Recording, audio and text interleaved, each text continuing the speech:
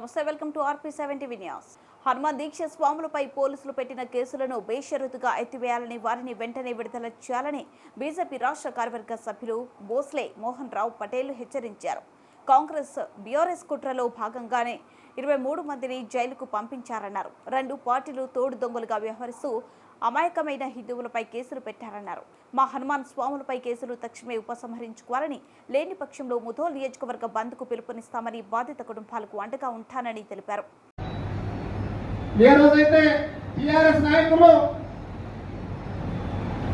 రాముడి గురించి మాట్లాడారో,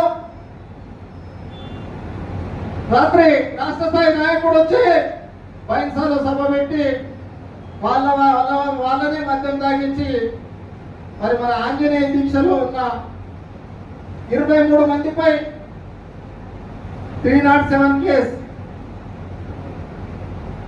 బుక్ అయ్యేలా, కాంగ్రెస్ బీఆర్ఎస్ ఇద్దరు కూడా తోడు దొంగలే అని ఈ కేసుతో మనకు రుజువైంది. నేను ఈరోజు కూడా పోలీస్ అధికారులకు, నియోజకవర్గంలో ఉన్న ఇద్దరు మ్యాచ్ శాసనసభ్యులకు మా వాళ్ళపై పెట్టిన కేసులు మీరు బేషరతుగా ఉపసంహరించుకోకపోతే నియోజకవర్గంలో పూర్తిగా బంద్ పాటిస్తామని సమావేశంగా